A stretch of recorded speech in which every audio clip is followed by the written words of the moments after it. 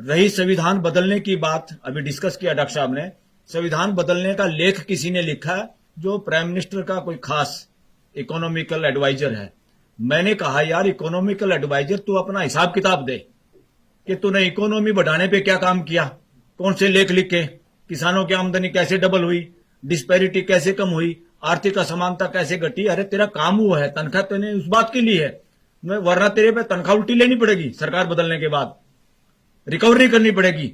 ये किसी prime minister या किसी मंत्री के घर से पैसा नहीं आता, ये इस देश के आम आदमी का टैक्स का पैसा है। जो साबुन खरीदता है उस पर भी जब टैक्स देता है, वो सारा पैसा उस तनख्वाह को का हिस्सा है उसमें इकोनॉमिकल एडवाइजर को। इकोनॉमी की एडवाइस देना नहीं और तुम चले संविधान को बदलने। संविधान का एबीसी तुम्हें पता नहीं। संविधान में अमेंडमेंट करो ना, डंके की चोट पे डिस्कस करो। और डिस्कस करना, अमेंडमेंट करना मेजोरिटी के आधार पर नहीं होता। घर में कोई सोचे ना कि हम 5 आदमी हैं, मियां बीबी और बड़ा बेटा साथ हैं, जो मर्जी घर में करें, 2 जो छोटे बच्चे ना वो लठ मारेंगे गिर के। क्योंकि you have to decide after consultation with all. घर के सब लोगों की सलाह जरूर लेनी होगी, बाद में आप वोटिंग करवा सकते हैं। Voting is not democracy, majority is not the name of democracy. सबसे पहले हर मुद्दे को देश के सामने, पूरी पार्लियामेंट के सामने सबको डिबेट में हिस्सा लेने का मौका दोगे। ये कैसा समय आ गया है, तुम माइक बंद करने लगे हो लोगों का। पूरा देश देखता है। ये बात उसमें नहीं जाते हम कौन पार्टी का राज है किसका नहीं है। देश में लगातार शासन मानसिकता बढ़ती जा रही है। उसका मतलब है जो आदमी एक बार बन जाता है वो सोचता मैं जो कह रहा हूं वही चलना चाहिए। अरे डेमोक्रेसी में शासन नहीं चलता। इंडियन कॉन्स्टिट्यूशन व्यवस्था की बात करता है, और व्यवस्था के लिए इन महापुरुषों का जो हमने आज वो किया है, ये व्यवस्था लाने के मोड में थे। ये लोगों के विचार थे कि हर आदमी को कैसे एम्पावर किया जाए, उसको भी इस देश के 140 करोड़ पारिवारिक मुद्दों में कैसे शामिल किया जाए, लगातार कैसे भागीदारी हो। रिजर्वेशन इस देश में सिस्टम में भागीदारी का नाम है, क्योंकि समाज के सभी अंग स्वस्थ तभी रहते हैं जब हर जगह खून की सप्लाई भी सही होती रही, ऑक्सीजन की सप्लाई होती रही। तो समाज के सभी वर्गों का प्रशासन में, शासन में, व्यवस्था में हिस्सेदारी होने से क्या है, पूरा देश उसमें अपनापन ढूंढता है और अपनेपन के साथ लोग सामूहिक तौर पर और इकट्ठे साथ साथ चलते हैं और ग्रोथ करते हैं। इसलिए रिजर्वेशन को खाली नौकरी का और ये टैलेंट से जुड़ा हुआ, कुछ लोगों ने देश में बहुत ये भ्रम फैलाया कि रिजर्वेशन में तो क्या है, पढ़े लिखों का हक मारा जाता है। जिसको रिजर्वेशन मिला या जिसको रिजर्वेशन भी नहीं मिला वो शिक्षा के नजदीक पहुंच गया किसी भी तरीके से।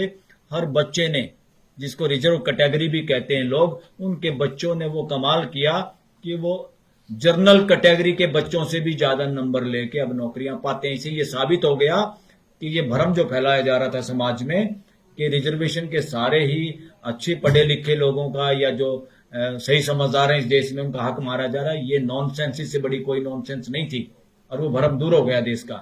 रिजर्वेशन एक भागीदारी है। अगर भागीदारी ट्रांसपेरेंसी के साथ वैसे ही हो जाए देश में तो किसी को रिजर्वेशन की क्या जरूरत है। ये रिजर्वेशन की मांग भी तब तक है क्योंकि समाज ये फील करता है कि पूरे समाज की भागीदारी नहीं है। घर में भी सबकी भागीदारी ना हो तो घर में भी झगड़ा होता है। तो भागीदारी सुनिश्चित करना का रास्ता रिजर्वेशन है। ये एक पॉजिटिव रास्ता है फिलहाल, जब तक समाज में वो ट्रांसपेरेंसी व उस तरह की व्यवस्था स्थापित नहीं हो जाती कि जब जो चाहे उसको ट्रांसपेरेंसी के आधार पे, योग्यता के आधार पे और सबकी भागीदारी हो, सब अपनापन फील कर सकें इस व्यवस्था में देश की, तब तक ये रिजर्वेशन एक बहुत बड़ा सही माध्यम और साधन है सभी की भागीदारी को सुनिश्चित करने का, जिसमें अभी भी गड़बड़ है। गड़बड़ इसलिए है क्योंकि अगर आप बैकवर्ड जिन लोगों को मानते हैं और उसके आधार पे, आर्थिक आधार पे या बैकवर्डनेस के आधार पे या सोशली बैकवर्डनेस के आधार पे रिजर्वेशन का जो प्रोविजन है कॉन्स्टिट्यूशन में, तो बैकवर्ड्स कितने लोग हैं वो भी पता होना चाहिए। इस देश में तो झगड़ा इसी बात का चल रहा है कि उनकी गिनती हो या ना हो। स्टेट गिनती कराना चाहते हैं, सेंटर कहते हैं तो हमारा अधिकार, हम कराएं या ना कराएं। इस तरह से ये सब साबित होता है कि देश में ट्रांसपेरेंसी नहीं, नीयत खराब है लोगों की और वो नीयत ठीक करने की जरूरत है। वो जिम्मेवारी उन लोगों की नहीं है खाली जिनको कुछ फायदा हो रहा है, उन लोगों का भी बोलने की ड्यूटी है। आज जिनको लगता है मुझे फायदा हो रहा है चुप रहूं, तो कल को उस बात का नुकसान उनको भी उठाना पड़ता है। जब रिजेंटमेंट होती है सोसाइटी में तो उसका नुकसान किस किस को होता किसी को पता नहीं। इसलिए हमेशा राइट बात के हक में खड़ा होने की duty, it is a fundamental duty of each and every citizen of India. अगर हम उस वक्त नहीं बोलते तो जब गलत कब समाज में होता है तब उसमें हमारी खुद की जिम्मेदारी होती है, किसी और की नहीं। लेजिस्लेचर जिसका काम है कानून बनाना संविधान के अनुरूप, कार्यपालिका जिसमें प्राइम मिनिस्टर से लेके he is the chief executive officer और सारे मंत्री और सारा नीचे की bureaucracy. Number third, judicial system, judiciary. अब हो क्या रहा है, पार्लियामेंट में जो लोग हैं उनके ध्यान में ये लगातार रहता नहीं, शायद उनको पता भी नहीं, बहुत सारे लोगों को उसमें मनन मंथन चलता नहीं। जिस हिसाब से जनप्रतिनिधि चुने जाते हैं उसमें जुगाड़ करके सारा काम हो रहा है पूरे हर पॉलिटिकल पार्टी में। किसके बदले में कौन जीत सकता है, कौन किस कास्ट के वोट ले सकता है, कौन किस जाति के वोट ले सकता है। इसलिए उसमें आदमी गलत सलत कुछ भी हो चलता है, और वो गलत सलत आदमी प्रतिनिधि चुन तो जाते हैं, हमारे यहाँ चुनाव का जो भी तरीका है नो प्रॉब्लम, मगर उनके जहन में इस देश के संविधान को पूरा तो उनको पता ही नहीं ज्यादातर को।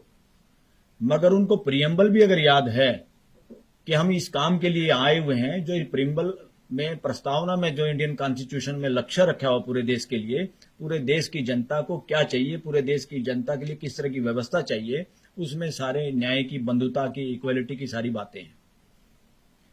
अब उसमें जुडिशरी पे भी क्वेश्चन मार्क है। वो क्या क्वेश्चन मार्क है?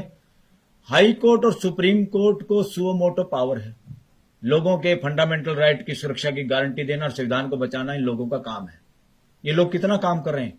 मैं ओपन मन से इस बात को कहता हूं, बार बार अंदर सुप्रीम कोर्ट में भी कहता हूं, 5% काम किया है। इनके 100 में से 5 नंबर है अभी तक।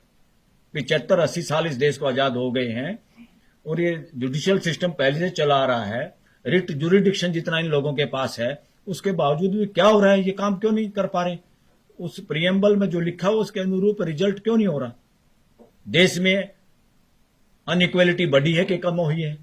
इक्वलिटी की हम बात करते हैं, भाईचारा ज्यादा हुआ या कम हुआ है? अरे लिटरेसी तो बढ़ गई, मगर बाकी चीजें कहां पहुंची? कर लिटरेसी का मीनिंग क्या है?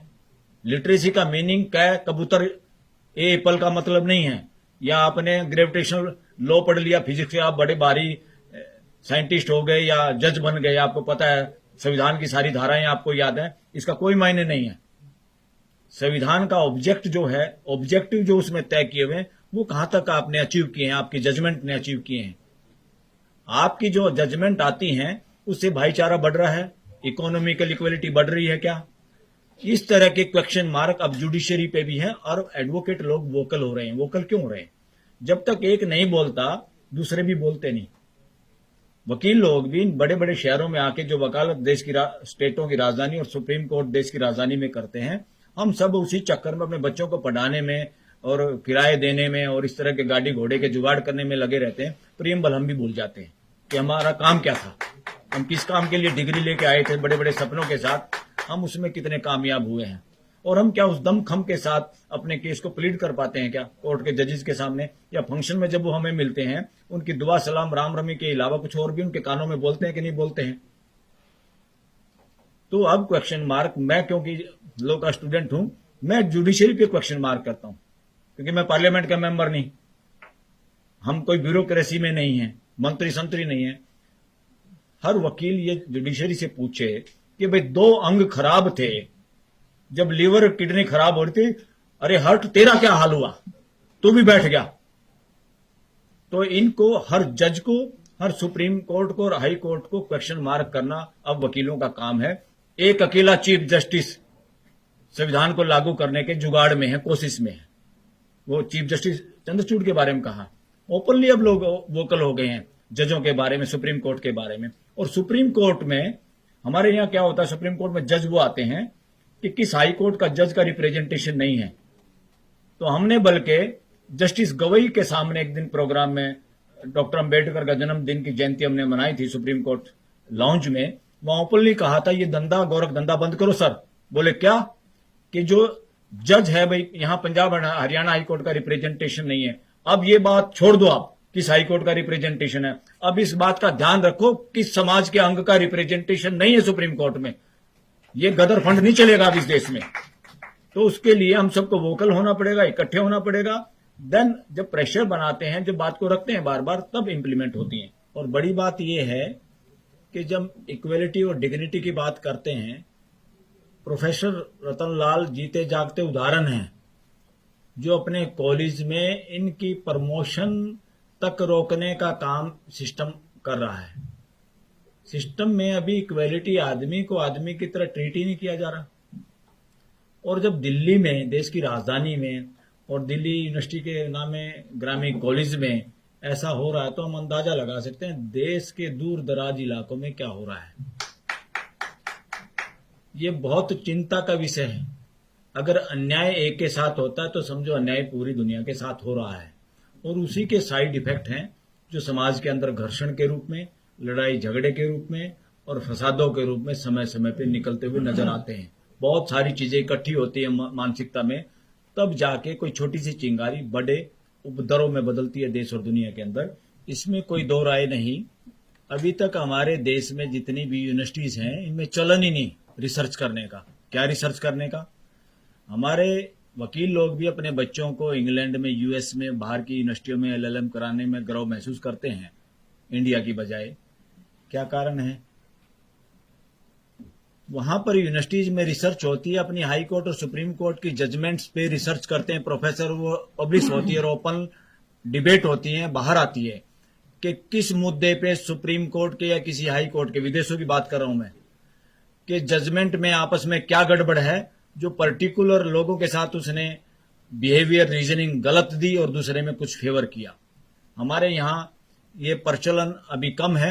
अदरवाइज तो बहुत सारी ऐसे जजमेंट हैं सुप्रीम कोर्ट के, हाई कोर्ट्स के, जिसको अगर ध्यान और रिसर्च किया जाए यूनिवर्सिटीज में, ये पाएंगे कि गरीब तबका जो है उसके साथ उन्हीं जजों ने या उन्हीं कोर्टों ने के फैसले कुछ अलग हैं, और जो प्रभावी लोग हैं उसी मुद्दे पे, उन्हीं पॉइंट्स पे, उसी लॉ पे, उसी धारा में जजमेंट्स अलग हैं। वो बस ऐसे हैंडल घुमा देते जैसे गाड़ी का हैंडल मोगा है, राइट और लेफ्ट हो गए, लोगों को पता नहीं चलता। लोग ये सोचते रहते हैं हाई कोर्ट की जजमेंट है, सुप्रीम कोर्ट की जजमेंट है, इससे आगे क्या करें। अब लोगों को, वकीलों को भी, नए स्कॉलर्स जो नए स्टूडेंट हैं, उनको ये देखना होगा किस जजमेंट में सेम जूरिस्प्रूडेंस को लागू नहीं किया गया। Supreme court bar association, high court bar association के भरोसे भी रहने की जरूरत नहीं है। अलग बॉडी बना के भी वोकल होने की जरूरत है। और मैं तो कहता हूं जरूरत है इस वक्त प्रेस कॉन्फ्रेंस करने की भी। सच्ची बात पे कोई कंटेम्प्ट नहीं होता। If you are speaking truth there is no contempt. फिर किसी जज का इंडिविजुअल भी अगर करप्शन के या गलत आचरण का कुछ हमारे पास सबूत है, उसका भी कोई कंटेम्प्ट नहीं होती। ये भय इस देश को खत्म करना होगा, खासतौर पर वकील समाज को। जमानतों के केस में भी अक्सर वकील लोग डिस्कस करते हैं। गरीब गुरबे या जिनको कमजोर जातियां समझते हैं लोग, उनके लोग जेलों में ज्यादा हैं और लंबे समय तक पड़े रहते हैं, उनको जमानत नहीं मिलती, सुप्रीम कोर्ट तक भी डिसमिस हो जाती है। और जो प्रभावी लोग हैं उनकी जमानतें भी अगर देखेंगे कि उन्होंने कितने समय में जमानत मिली, कितने वक्त वो जेल में रहे, ये रिसर्च का मुद्दा इस देश के लिए। डिस्क्रिमिनेशन आज प्रशासन में नहीं है, जुडिशियल लेवल पे भी हमें चेक करना है और उसको रोकना होगा। इसी का नाम है राइट टू एक्सप्रेशन, कि आदमी के जो विचार हैं या जो मन में है वो परिवार के सामने कह पाए और परिवार पेशेंस के साथ उसको सुन पाए, रिएक्शन ना करे, रिस्पॉन्स दे। यही राइट टू एक्सप्रेशन है। अब हो क्या रहा है, इस राइट टू एक्सप्रेशन के लिए हमने एक प्रोग्राम किया था कुछ दिन पहले। उससे पहले पूरे देश में ये स्थिति थी को खुल के बोलना ही नहीं चाह रहा था। अब ये सोचते हैं भाई खुल के कौन बोलेगा, खुल के कोई देश में सत्ता पक्ष विपक्ष ही नहीं बोलेगा, ये देश के आम लोग बोलेंगे। तो हमने एक राइट टू एक्सप्रेशन पे प्रोग्राम किया और उसमें सभी जो सुप्रीम कोर्ट के अंदर लाइसेंस शुदा पत्रकार बैठे हैं, टीवी के, इसके प्रिंट मीडिया के, सबको हमने निमंत्रण दिया। सब बड़े खुश हुए। अगले दिन मैंने कहा भाई कितने लोग आएंगे? उन्होंने कहा सर आएंगे हम सब लोग, हमें बोलने का भी मौका देना। मैंने कहा आप लोगों को 2 को मौका मिलेगा। तीसरे दिन मैंने कहा भाई वो 2 कौन बोलेंगे? वो सारे चुप। बोले जी हमें तो आना भी मुश्किल है। भाई क्यों आना मुश्किल है? क्यों हमें परमिशन लेनी पड़ती है अपने चैनल से, मीडिया हाउस से। हम नहीं आप प्रोग्राम में भी आ सकते, मगर तुम छुप के आ जाना। बोला कोई फोटो ले लेगा, पता चल जाएगा वहां गए थे। तो ये पत्रकारों का हाल है इस देश के, जिनको कहते हैं लाइसेंस शुदा गुंगे लोग। उसका नाम है गोदी मीडिया। तो ये सिचुएशन है। अब बेचारे बच्चे आए थे कि पत्रकार बनेंगे, देश के सामने सारी बातें रखेंगे, वो अपनी रोजी रोटी के चक्कर में वो भी इसी तरह गूंगे हो गए जैसे मेजोरिटी ऑफ एडवोकेट हो गए। कि मेजोरिटी ऑफ एडवोकेट कहां बोल पाते हैं। हमारा काम बोलना है कि देश में कोई भी समस्या होती है, बार का मतलब क्या है, खाली मेंबरों के सुविधाओं के लिए नहीं। सुप्रीम कोर्ट की बार उस वक्त अगर ना खड़ी हो कि जब देश सुनना चाहता है कि वकील इस वक्त क्या बोल रहे हैं। सुप्रीम कोर्ट अगर अपने जजमेंट के जरिए नहीं बोलती, वो गूंगी अगर हो जाती है, तो सुप्रीम कोर्ट बार के लोगों को, मेंबरों को, एडवोकेट्स को बोलना चाहिए। अगर एससीबीए भी नहीं बोलती तो कुछ लोग ऑर्गेनाइजेशन बना के बोलें तो देश को राहत मिलती है कि कोई बोल रहा है। यहां से अगर आवाज आती है तो जो लोग दूसरे विंग हैं देश में, जुडिशियल हो, लेजिस्लेचर हो, चाहे कार्यपालिका के लोग हैं, सबका ध्यान जाता है। सुप्रीम कोर्ट के वकील बोलते हैं तो कि क्या बोला है। तो क्योंकि सुप्रीम कोर्ट कल 2-3 दिन पहले, 2-4 दिन पहले की बात है, कोई एक प्रोफेसर आ गया, शायद प्रोफेसर था, वो 370 में उसने हिस्सेदारी की। तो 370 में हिस्सेदारी के लिए उसने यहां कोई आ गया कोर्ट में, थोड़ी देर के लिए उसने आर्गुमेंट किए या कैसे अपीयर हुआ वो सुप्रीम कोर्ट में। अरे भाई कोई बात नहीं, 370 का मुकदमा है, कोई देश में जंग थोड़ा छिड़ रही है, कोई मुद्दा है सुप्रीम कोर्ट के आया, उसमें डिस्कशन थे। किसको डर है, क्यों डर है भाई? डर होता चोरों को, वरना कोई बात है, खुला उसमें संवाद होना चाहिए देश में। जब कोर्ट में है मुद्दा तो क्या दिक्कत है। तो पता चला जिस दिन वो बेचारा प्रोफेसर यहां अपीयर हुआ, अगले दिन उसको नौकरी से हटा दिया। ये सिचुएशन इस देश की, ये इमरजेंसी नहीं तो क्या है। वो तो शुक्र है सुप्रीम कोर्ट के चीफ जस्टिस में जो है उनकी रीढ़ की हड्डी में थोड़ा दम है, उन्होंने जिक्र किया अटॉर्नी जनरल को भी, सॉलिसिटर जनरल को भी। क्या हुआ, तो उन्होंने जब जिक्र किया तो चुपचाप जाके उसको अगले दिन रिस्टेट किया। ये तो सुप्रीम कोर्ट का चीफ जस्टिस करता है। अरे ये काम तो वकीलों को भी करना चाहिए था। पाकिस्तान को हम अपने से बैकवर्ड देश बताते हैं, पाकिस्तान का चीफ जस्टिस को वहां की सरकार हटा देती है, हटाने के बाद सारे देश के वकील सड़क पे आ जाते हैं, और हटा हुआ चीफ जस्टिस इस देश में, इस पूरे ग्लोब पे, धरती पे को भी दोबारा नहीं लगा, वो पाकिस्तान में लगा। हटाया हुआ चीफ जस्टिस दोबारा गद्दी पे बैठा लोगों के प्रेशर की वजह से। तो बताओ डेमोक्रेसी हमारे से ज्यादा कहां है? पाकिस्तान में है नहीं क्या? उसको हम ऐसे बदनाम करें। जिसकी पड़ोसी से नहीं बनती उसकी किसी से नहीं बनती। It is a fundamental duty of each and every human being. अगर हम घर में हैं, अगर हमारी पड़ोस में नहीं बनती तो हमारे अंदर कमी है। तो बार बार ये चिल्लाने से फलाना देश बुरा, फलाना आदमी बुरा, ये वो लोग करते हैं जिनके पास सॉल्यूशन नहीं है, संवाद नहीं है, हिम्मत नहीं है, जिनका हिडन एजेंडा है। वरना पड़ोसी का क्या बुरा, कुछ उसकी मान लो, कुछ अपनी मनवा लो, संवाद होगा तो सब कुछ हल होगा। वो सर एक और बात कहते थे चौधरी छोटू राम लोगों को भाषण देते वक्त कि मंडी और फंडी से बचो। मैं आपको बताना चाहता हूं उसका मतलब क्या है। फंडी का मतलब उनका था जो आस्था के नाम पे आप लोगों को दास बनाते हैं, जो उसका लॉजिकल आंसर नहीं देते या उसके आंसर देने से भागते हैं। जो लोग ये कहते हैं जो हम कह रहे हैं वो मान लो, उनका नाम उन्होंने रखा, उस वर्ग का नाम रखा फंडी। फंडी मतलब आस्थाओं को चुपचाप मान लो, और जबकि आदमी मानने वाली चीज नहीं है, आदमी समझ के मानने वाली चीज है अस्तित्व में।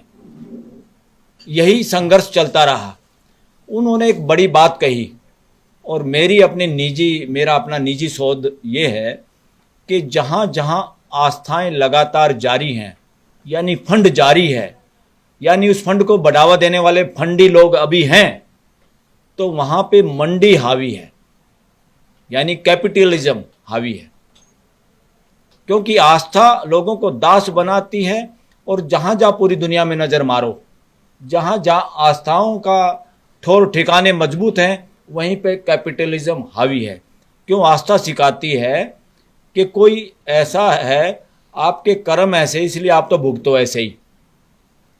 वो बराबरी का दर्जा ही नहीं देने देती, बराबरी का कॉन्फिडेंस क्रिएट नहीं होने देती। आस्था इस बीमारी का नाम है। आस्था एक दास्ता है, और आस्था से जहां जहां आदमी निकलता है वो कैपिटलिज्म का मुकाबला करता है, यानी उसके बीमारी को भी समझता है। ये दोनों सिक्के के पहलू हैं, मंडी और फंडी, आस्था और कैपिटलिज्म। कैपिटलिज्म भी उसी तरह से है जैसे आस्था में है कि किसी की किस्मत अच्छी।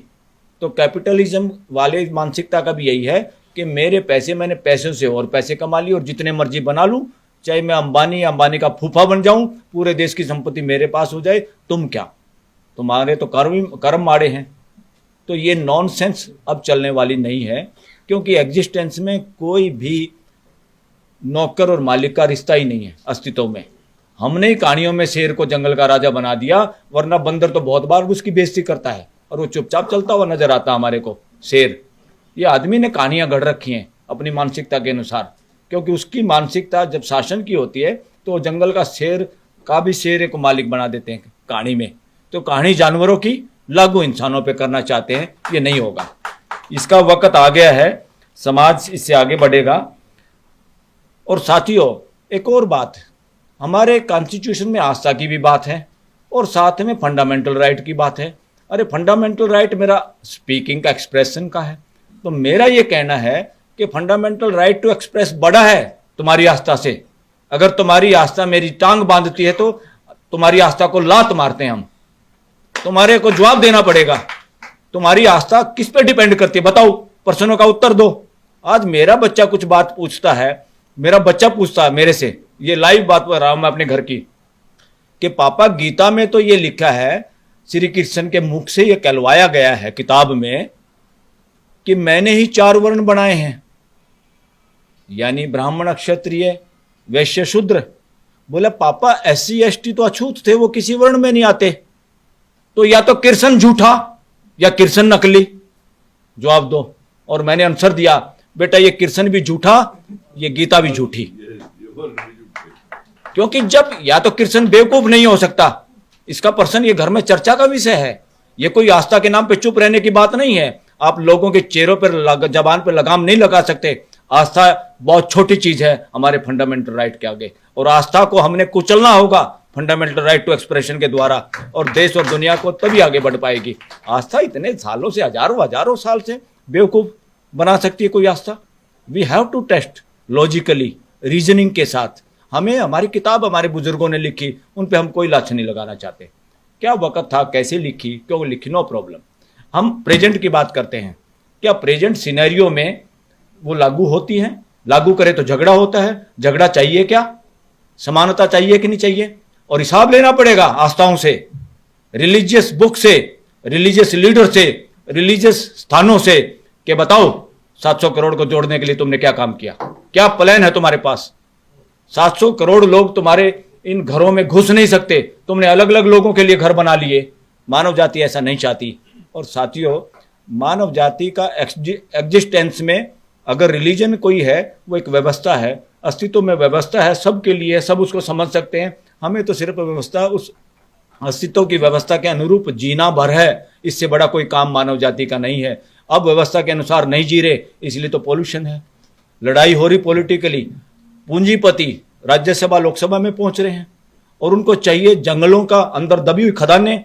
धरती माता का दूध पी के हम अपनी माँ का बड़े हुए हैं, और आज मैं ये कहने लगूं बुढ़ापे में, माँ बूढ़ी हो गई, माँ दूध तो अब तेरे पास है नहीं, जब तेरी किडनी खा लेते तेने मरना तो है ही। तो धरती के साथ वो सिचुएशन कर रही है मानव जाति, और ये सारी सुप्रीम कोर्ट और सारे ह्यूमन राइट कमीशन दुनिया के चुपचाप मुक्त दर्शक बन के खड़े हुए हैं, नकली हैं, रबड़ स्टैंप हैं, नाम के नौकरियां कर रहे हैं, नाम रख रखा है ह्यूमन कमीशन के चेयरमैन। ह्यूमन राइट को समझते नहीं, घर में ह्यूमन राइट को लागू नहीं करते। इस तरह के लोगों का कब्जा है, और कब्जा छुटवाना है सबको मिलके। और दोस्तों, किताबें इंसान लिखता है, इंसान किताबों से बड़ा है, किताबें इंसान को बंधक नहीं बना सकती। इसलिए उन पे चर्चा होना और उन पे क्वेश्चन रेज करना प्रेजेंट सिनेरियो में कोई बुरी बात नहीं है। उन पे क्वेश्चन ही ना रेज करें, फिर तो आप और हम इंसान हैं या तोते हैं, पिंजरे के तोते, के तोते की तरह बोलना आपको। बस यही है शासन मानसिकता, कि मैंने जो कह दिया उसको आप काट नहीं सकते। तो हमारे बुजुर्गों ने जो किताबें लिखी हैं, वो किताबें न केवल एक सेक्ट की है, एक धर्म की है। ये धर्म कुछ नहीं है, ये रिलीजन है, ये संप्रदाय है। धर्म एक व्यवस्था है जिसमें पूरी मानव जाति समाती है, वो धर्म है। ये सारे संप्रदाय, इनको धर्म भी मत कहा करो ना, इनको धर्म सोचो कि मेरा धर्म भ्रष्ट हो गया, उसका धर्म भ्रष्ट हो गया। कोई घंटे का धर्म भ्रष्ट नहीं हुआ किसी का। हाँ, बहुत जल्दी धर्म भ्रष्ट हो रहे हैं। धर्म भ्रष्ट नहीं हो रहे, मानसिकता भ्रष्ट हो रही है हमारी। धर्म कोई भ्रष्ट नहीं होता। साथियों, एक तो ये दोनों कंसेप्ट बिल्कुल गलत है, इनह्यूमेन है। रूल ऑफ लॉ या रूल ऑफ डेमोक्रेसी, रूल तो कतई मिटाना है। रूल तो बच्चा भी नहीं चाहता मां का रूल अपने ऊपर। ये एक व्यवस्था है म्यूचुअल सपोर्ट की, उपयोगिता पूरकता की, पूरा अस्तित्व वैसे ही काम करता है। तो रूल ऑफ लॉ नहीं चाहिए, सिस्टम ऑफ लॉ चाहिए। शासन नहीं चाहिए, व्यवस्था चाहिए। और ये मैं क्यों ऐसा जिक्र कर रहा हूं, विद इन 1 मंथ हम एक और सेमिनार करना चाह रहे हैं, बड़े जगह पे करेंगे, जिसमें सीधा आह्वान होगा पूरे देश को, अब शासन नहीं व्यवस्था चाहिए। अब शासन नहीं व्यवस्था चाहिए। डिग्निटी नहीं है, या डिग्निटी ऑफ लेबर ही नहीं देश में। बेड़ा गर्क हो गया देश का। और इस देश को सब ने मिलजुल के आगे, कोई एक मसीहा आएगा, इस फ्रॉड में मत फंसो। एक मसीहा के चक्कर में तो हमने आज तक अपना शोषण करवाते रहे। कोई अपने को हीन समझता रहा, कोई दीन समझता रहा, कोई मूर्ख समझता रहा, किसी को मूर्ख कहते रहे। तो एक मसीहा वसीहा का चैप्टर खत्म, पूरा कांटा, 100% नॉनसेंस बात। और ऐसे ही कोई एक आदमी, एक नेता ही कल्याण करेगा, बिल्कुल काटा। शासन नहीं है, शासन मानसिकता है। ये बदमाशी बंद करनी पड़ेगी देश में, और व्यवस्था इसकी जगह पे चाहिए। शासन नहीं व्यवस्था। आप सबका आह्वान करते हैं, और सब साथियों का सहयोग भी चाहिएगा। उसमें हम सब पॉलिटिकल पार्टी के भी लोगों को, सबको बुलाएंगे, इंक्लूडिंग शासन, अपोजिशन, कोई भी है जिसका दिल करे वो आए, हम सबको बुलाएंगे। और सबके सामने ये कहेंगे, ये शासन वासन की मानसिकता से बाहर निकलो, आप क्लास अटेंड करो इस बात की। कॉन्स्टिट्यूशन व्यवस्था चाहता है। ये ड्रामेबाजी बहुत हो गई है। President of the India, prime minister of the India, बाकी बेवकूफ ऑफ द इंडिया है। चीफ जस्टिस ऑफ इंडिया, बाकी बेवकूफ। न्याय के नाम पे जजमेंट सारी है, न्याय नहीं हो रहा। यहां पे क्या हो रहा है, जजमेंट आ रही है, 2 पड़ोसियों का झगड़ा हुआ, एक के पक्ष में फैसला आ गया, दूसरी अदालत में उल्टा हो गया, तीसरी में फिर कुछ और हो गया। सुप्रीम कोर्ट तो आते आते वो मुकदमे लड़ने वाले बूढ़े हो गए, कुछ तो मर गए। वो पड़ोसी से पड़ोसी बात नहीं कर रहा, 2 भाई बात नहीं कर रहे। सुप्रीम कोर्ट को चिंता नहीं, हाई कोर्ट को चिंता नहीं। अरे 2 भाई हैं, इनको मिलाना है, बेवकूफ हो, इनको तोड़ना नहीं है। न्याय करना है, फैसले नहीं करने हैं। तो सुप्रीम कोर्ट, हाई कोर्ट में किसी में भी कम से कम, नीचे की अदालत की तो हिम्मत ही नहीं। उनको तो ऊपर से जैसे बोलेंगे उसको फॉलो करना है। पावर है तो हाई कोर्ट और सुप्रीम कोर्ट के पास है, जो अलग रास्ता बना सकती है। अरे भाई, हमें फैसला नहीं चाहिए, हम तंग आ गए तुम्हारे फैसलों से। और इनका ठिकाना भी थोड़ा नीचे करना पड़ेगा। ये जो ऊपर बिठा रखे हैं ना, इनको बराबर में करना होगा, भागीदारी करनी होगी। इसलिए मीडिएशन अब लोगों को पसंद है। मीडिएशन में दोनों पार्टियां सामने बैठती हैं, वकील बैठता है, क्योंकि जजों ने भी समझ लिया, वो ये तो नहीं चाहते हमारी नौकरी खराब हो, वो नौकरी सुरक्षित रखना चाहते हैं। पर उनके समझ में आ गया हमारे बस का कुछ नहीं है, हम इस देश के साथ न्याय नहीं कर सकते। नौकरी कर सकते, पेंशन ले सकते हैं। और बहुत सारे जजेस तो इतनी लंबी लंबी जीभ निकाले रहते हैं आफ्टर रिटायरमेंट, अपॉइंटमेंट के चक्कर में। इंडिपेंडेंस कहाँ रहेगी भाई? जब मेरे कोई मैं जीभ निकाल रहा हूं तो मैं कैसे बोल पाऊंगा? तो सारी की सारी ये अपॉइंटमेंट, इस तरह के जो एक्ट बना रखे हैं, इनको दाना डालने के लिए सारे तो ये बकवास बंद होनी चाहिए। इसके लिए हमें बोलना पड़ेगा। एससीबीए नहीं बोलेगी। एससीबीए का प्रेसिडेंट सेक्रेटरी हो सकता ना बोलें, क्योंकि सरकार के साथ मिलकर या प्रैक्टिस चमकाने के लिए मोटी मोटी फीस लेकर नोटिस कराने के जाल में उलझा हुआ है वकील बिरादरी। देश तो इंतजार कर रहा है कि वकील कुछ करेंगे। बातों बातों में कहते हैं आज़ादी में वकीलों ने ये कर दिया, फलाना कर दिया। अरे 75 साल की आज़ादी में क्या किया, उसका हिसाब दो देश को। पहले तो कर दिया जिसने जो करना था। खबरों में बने रहने के लिए फोरम 4 को सब्सक्राइब करें और नोटिफिकेशन पाने के लिए बेल आइकन दबाएं।